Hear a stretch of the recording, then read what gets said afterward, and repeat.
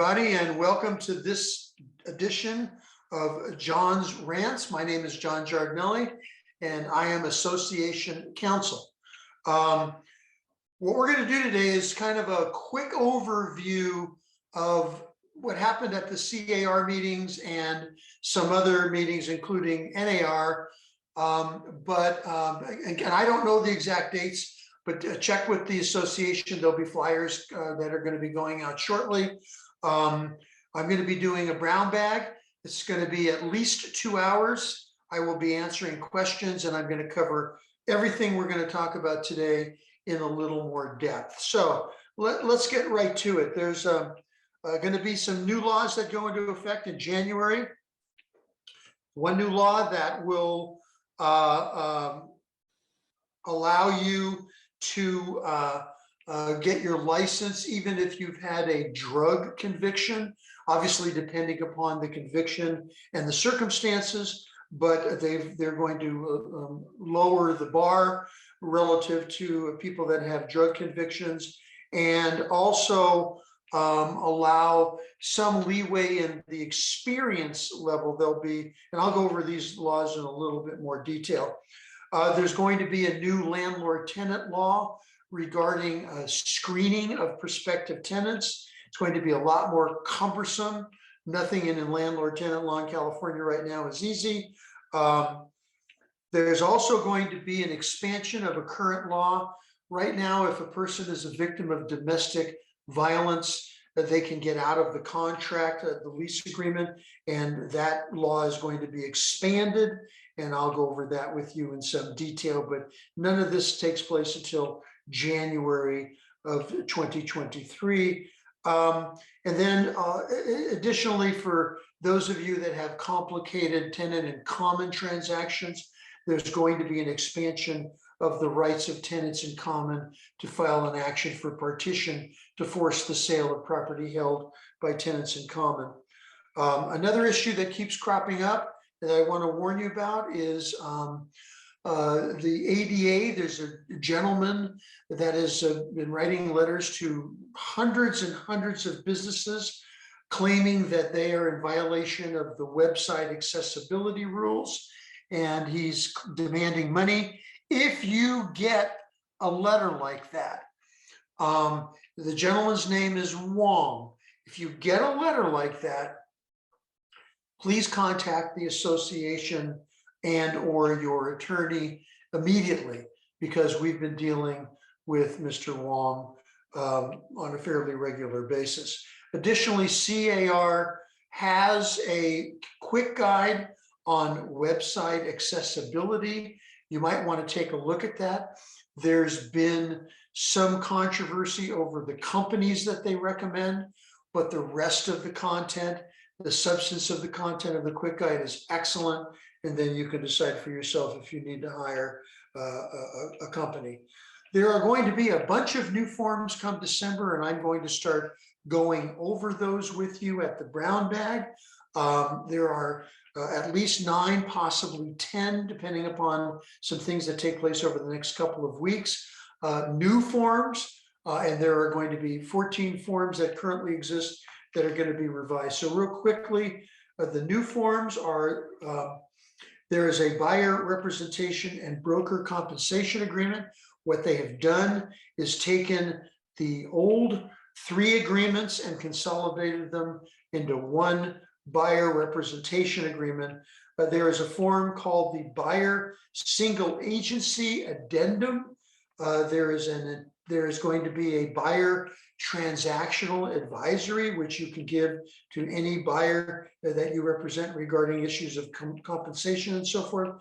There is a cancellation of buyer representation form, along with a notice of broker involved properties. And those forms all relate to some work that's being done at CAR regarding buyer broker representation, because there's a lot of controversy, as we covered in some past rants, and we'll cover at the brown bag regarding MLS's offers of compensation. In addition, there's a new rental property owner disclosure form That will be coming out in December, together with a non-contingent offer advisory. Probably could have used that a year or two ago, but at least we have it. There's a solar advisory and a solar questionnaire, one form, and a seller payment for buyer broker compensation agreement form. In addition, they're going to be revising the anticipated broker compensation disclosure. They're going to be revising the lease listing agreement and a number of other property management agreements, including the property management contract itself, the residential month-to-month agreement, and a few other types of agreements. In addition, the buyer counteroffer, the cancellation of contract and disposition of deposit, the California Consumer Privacy Document, the extension of time amendment, the manufactured mobile home purchase addendum and transfer disclosure, the residential lease, the seller counteroffer, and the seller multiple counteroffers. I have all the red lines of all those, and I'll go over those with you during the brown bags that are coming up before the forms come out in the next couple of weeks. So a lot of discussion of some emerging trends as the market changes. Obviously, one of the key aspects of all of this is that brokers are going to be held more accountable, not only by CAR and professional standards at the associations and at the multiple listing service, but also by the Department of Real Estate. So brokers, you need to be aware that there's going to be some responsibility, some training. I will point out that the association is going to offer some classes on broker representation as it relates to these new contracts and the impacts on fiduciary duty. So keep an eye out for those classes that will assist you in making sure that you handle buyer representation correctly and that you get paid. There's nothing wrong in the world with getting paid so long as you follow the rules. We've seen an uptick in disputes over deposits and appraisals because they haven't quite caught up yet with the new market. There was a statistic that was released recently that about 1 in 300 transactions ends up in litigation. That sounds like a pretty good number, but again, it's a pretty high number when you look at the number of transactions. The DRE seems to be ramping up and is more concerned about some of the issues that we're going to be discussing, particularly fair housing. So be aware that the Department of Real Estate is snooping around, and you might want to be very, very careful about that. Insurance companies are taking a much firmer approach to demand letters. So if you get a demand letter or any other kind of a letter that reflects that a claim is being made or considered against you, you need to contact your insurance broker to make sure that you comply with whatever the rules are or the tender responsibilities are in your insurance policy. There's also, come January, it's going to be some changes to the Procuring Cause guidelines. Here's what we're talking about. So you believe that you were the procuring cause of the buyer and you should be entitled to the buyer's side of the compensation. But another agent either closed the deal or you're the agent that closed the deal, and you believe that the first broker didn't do enough to comply with the Procuring Cause guidelines. And so that matter would then go to arbitration. Lori Smith would make sure that a good panel is put together and there's a specific procedure. The members of those committees are being trained every year, and this year we'll be doing that in February.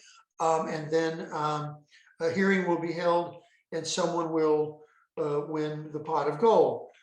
In order to guide them, the association provides Procuring Cause guidelines. And those guidelines are factor analysis that allow the panel to decide who's more likely than not to have been the procuring cause. It's a case-by-case analysis. It's very, very complicated, and they're making some modifications to it. And let me tell you the key modification. If you actually have a broker representation agreement, currently there are 3. Come December, they're consolidating those 3 into 1, and you'll make an election to make it exclusive, non-exclusive, however you're going to do it. And if you have that form signed by the prospective buyer, it will give not total weight, certainly not a determining weight, but it will give a very, very high weight to your claim that you were the procuring cause, particularly if the property that was purchased is one of the properties on the forms that are going to be provided come December. Again, it's going to be incumbent upon you to take classes. Hope you do that. A lot of stuff going on right now. You've got all the multiple listing service issues at the national level. You've got all kinds of changes and forms that are coming out. Not too many cases right now, but you've got a lot of stuff, new laws. So more important than ever that you pay attention to this stuff. Again, keep an eye peeled. The association is going to send out notices of the dates and the way to sign in. It'll all be done by Zoom. And I'm going to spend at least 2 hours, including question and answers, going through all of the materials that we talked about today, going over the new forms, talking about some of these trends in a little more detail. So keep your eyes peeled for that.